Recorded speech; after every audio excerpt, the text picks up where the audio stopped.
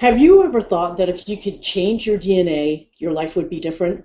Like maybe those genes that you inherited won't be messing up your life so much? Hi, I'm Paula D'Andrea for Rock Your Life TV, and in this episode, you're going to find out exactly how different your life can be with information from our guest expert, Charan Surdhar. Whenever you're looking for that little edge in life that is going to get you unstuck and move you forward, you're going to find it here on Rock Your Life TV. And so when you finish watching, please visit pauladandrea.com/RYLTV. You'll pick up a free gift and join our VIP guest list to get the episodes because they really rock. We have great guests like you're going to experience today. You can also subscribe to Rock Your Life TV on iTunes and YouTube, and you'll see the links below. And please join us. I'd love to have you throughout this year to Rock Your Life 365. There are a lot of things that you can do to move forward in your life that will give you energy, enthusiasm, and freedom, and just that little lust for life that you've always felt that was inside of you, but maybe just, clouded over by something else. Our guest expert today is Charan Surdhar, and she is going to help you discover some of the things that you can do and make a new pathway for yourself, give you a better understanding of some of the things, the emotions and the behaviors that might be holding you back. Charan is a trained geneticist, and she followed her innermost desire. She got out and rocked her life so that she could reveal the truth about our human potential. So she became an epigeneticist. Today, she works specifically with people to help rid them of, genetic diseases and assist them to release the energy that is a form of emotions and beliefs and perceptions that get in the way of their natural flow, so that the body can bring about the positive gene expression. And it's just fascinating work. You're absolutely going to love her. Welcome, Charan. Hi there. Thank you. Hi, how are you today? I'm good. Welcome to Rock Your Life TV, and I know that probably this might be some new information for people, so I kind of want to break it down so that they get a little bit of Epigenetics 101 to really, have them be able to understand it. And sometimes, there's things that people are going through, and they're kind of like saying, it doesn't really resonate. They have it's kind of like they're being pulled in two different directions. Mm-hmm. And I think that your work really helps people have a better understanding of that and also clear what they don't need. So to dive right in, if you could just give us a definition and an example maybe of gene expression, that would be great. Yeah, great. It's a good place to start because, like you said, a lot of people don't know what that is. We have, as everyone knows, we have DNA, and from DNA we create proteins, and then all the cellular functions that happen as a result of the proteins that we create. Now, gene expression, to explain it, is really that you've got pieces of the gene or the DNA, which is for this protein, you've got this bit. For this protein, you've got this bit. And that's a very, very simplified way of explaining it. But it's that part of the gene that's read, and then it's transcribed into protein. That's what you would find in textbooks. And if I can just add a little bit here, and that is that it's said that 90% or more of the genes of the DNA is actually non-functional or junk DNA. That's what they've said. But there is evidence to suggest that that's not the case, that there's a lot of potential in that DNA.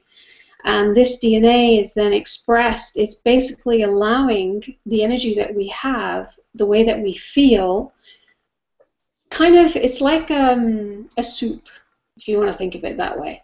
So put in your emotions, put in your beliefs, put in your perceptions, and then you've got this DNA that's got a huge amount of potential, and it kind of mixes in with everything that you put in, and then allows for those genes to be read in a certain way. So each gene is not read one way, it's read 30,000 different ways. Oh my gosh. Exactly. That's pretty amazing. So what are some of the it's kind of, I guess it makes sense, right? Because they do say also our brain just has like, 50, 60,000 thoughts. So there is a lot going on in the mind and the body. And I think, people are just used to kind of like walking around and, going through their day, and their body is made up of systems. And, they all have a function, and there is a lot of inner work going on. Yeah. Yeah. For you, with what you do, and specifically towards epigenetics, what are some of the most important pathways and functions for the body? Well, if you go back to what I was saying about that soup that we have, that all these things that we're experiencing, there's a lot going on. There's so much going on. Okay, so it's not just what we're experiencing. It's not just what we experience with internally and externally, but also all the ancestral stuff that we've inherited, because that takes us on to the word epigenetics and explaining that in comparison to the word genetics. What I was saying earlier about the textbook version of it being, it's just this one gene, one expression. That's it. But then we look at epigenetics. Epigenetics, the word epi means above the gene, so exactly what I was saying about that soup that we have of all these emotions, beliefs, perceptions, and not, like I said, the ancestral stuff as well. And you put all that into that mixture, and it's so interactive. There's so much going on there that it's for us to tune into that consciousness within us, and to that love and joy, that vibration, that allows that DNA to then be expressed in a positive way, and to even allow for the power of your DNA to be expressed, because that's it. We have a lot of power within us. There's a scientist by the name of Glenn Rein. I don't know if I say his name right, R-E-I-N, but he has done some work with the HeartMath Institute, and what they found was that positive emotions would actually tighten up the DNA and create torsion, whereas if you have negative emotions, they actually open up the DNA. So for expression to happen, the DNA needs to be in a certain way and form in order for the other proteins to come along and then to create expression. So there's a lot of work done in this field to show that our emotions and the ones of our ancestors actually have such a huge impact on the way that we are. That was a lot of soup.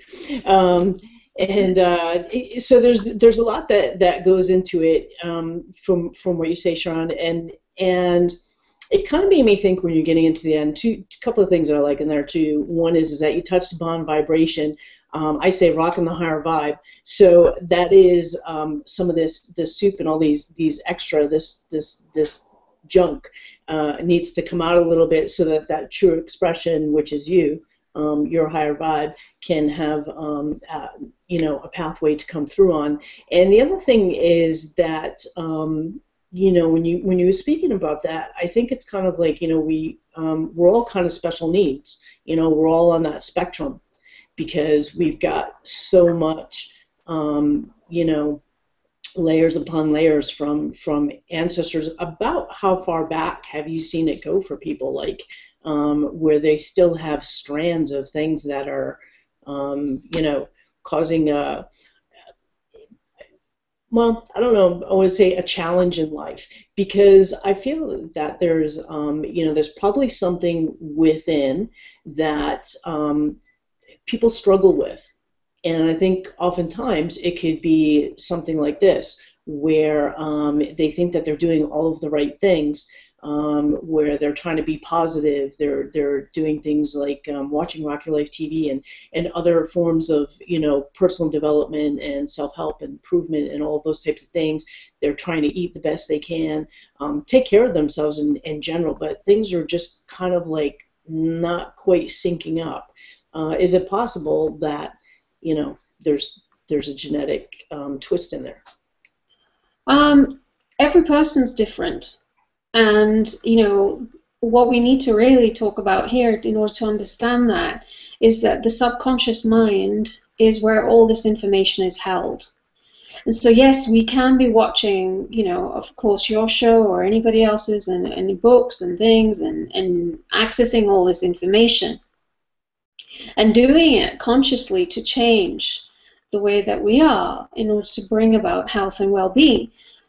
But if there is in the subconscious mind, which makes up 95% of our whole makeup, I mean, the 5% is the conscious and 95 is the subconscious. And where all the emotion is. Yes, and it's where it's like a tape. And I know, you know, I say it nowadays, I say it's like an iPod. You've updated yourself. Good. So, you know, you put in the information and then you just play it. And so that's what the subconscious mind is. And so it's very difficult sometimes to actually access that information without, because we have patterns that are running. The patterns are running because we have the subconscious tape going on and on and on and on. So the best way to access that is, you know, the way that I do anyway, is using kinesiology and muscle testing, and that allows us to actually identify what these genetic, the ancestral information that's holding a person back is. And so with regards to asking how far back that has gone, it's very difficult to say, because like I said, every person is different, but in some cases it has gone up to, I would say, even BC, so before Christ, you know, many generations.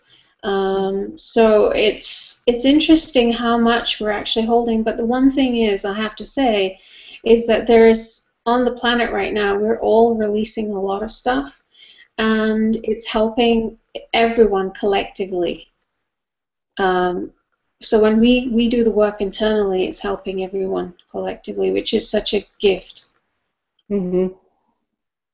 Absolutely. I love that. So you mentioned a few things in there for us, and it's, you know, I always encourage viewers to go back and listen again, because it's, you know, it's take through, and it's, you know, a lot of times people can listen to this like a podcast instead of, you know, always watching it too, and just let some of this information sink in, because you have some great information. Which, by the way, how can people connect with you, Charan?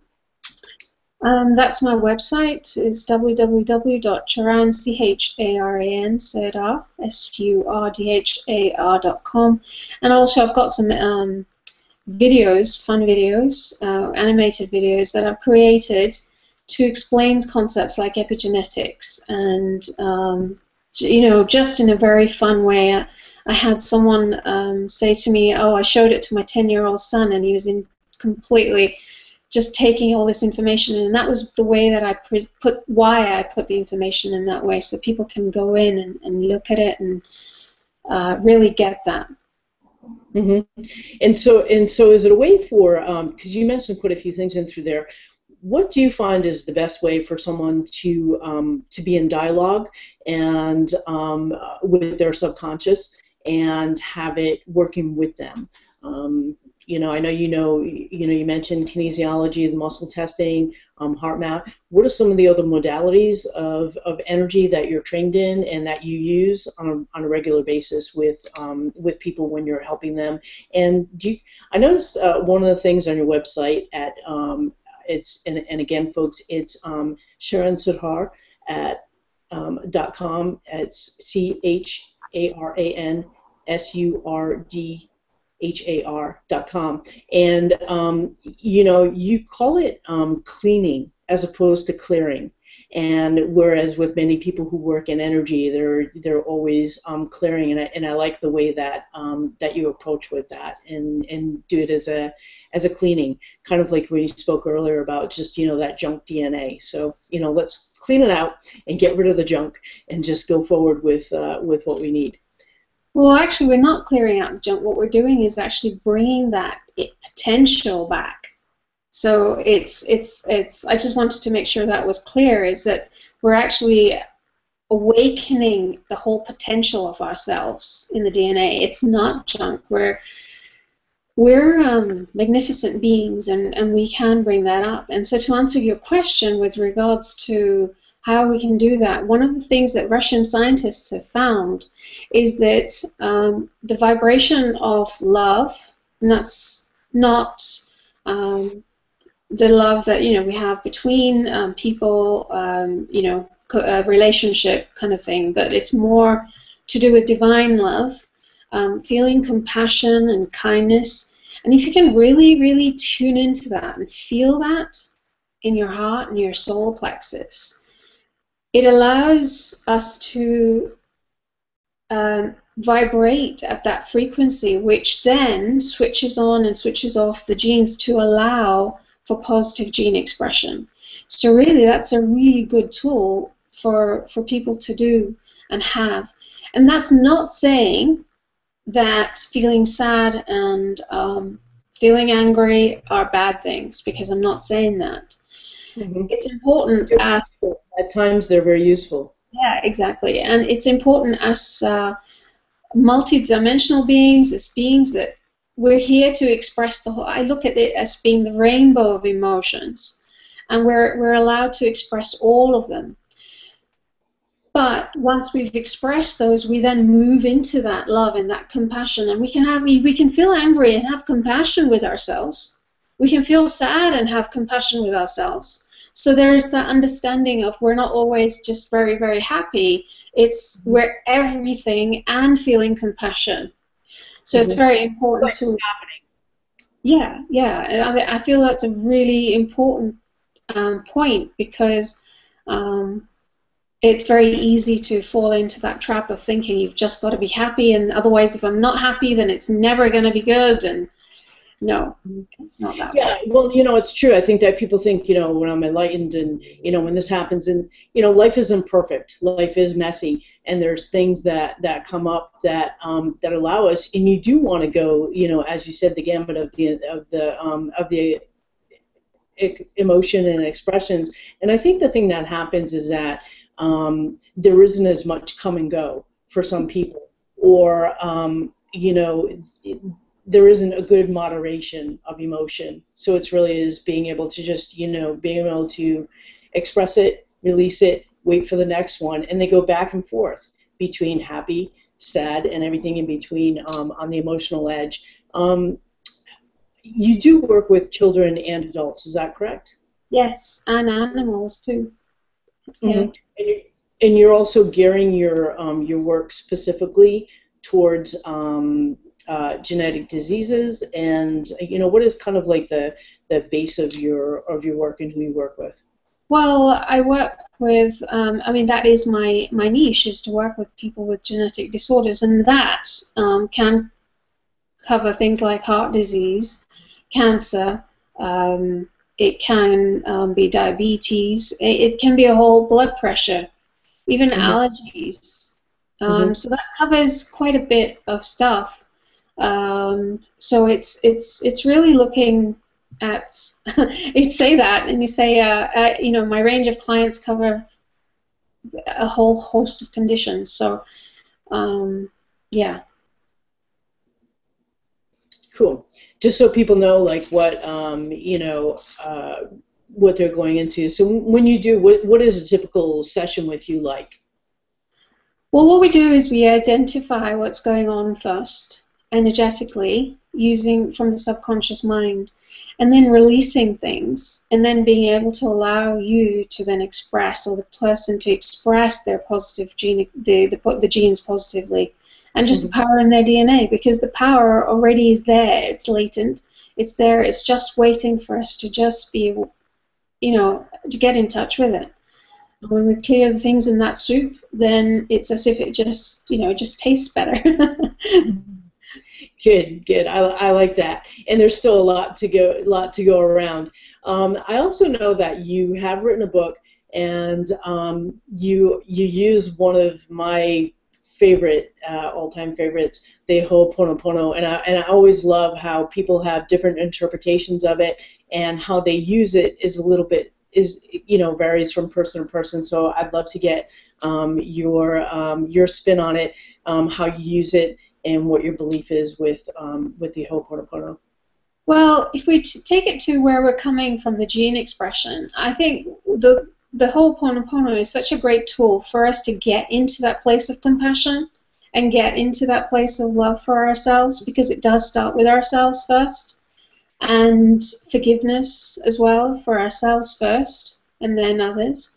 And in the book actually was inspired. I wrote it in 2 days, and it's a children's book.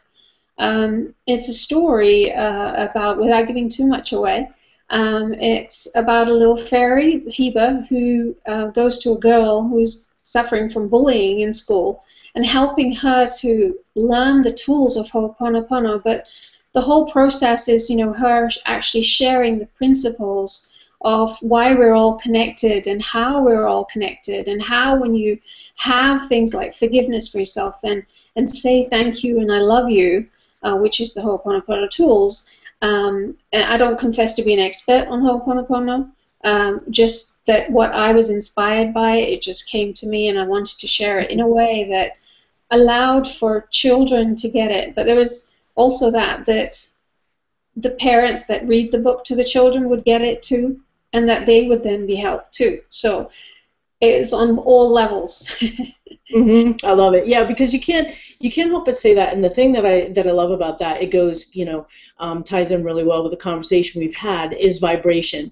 There is a resonance that you feel within the body, and it's a good way to connect and to make right, as they say, is what the pono is, and twice, because it's pono, and just really just feel that.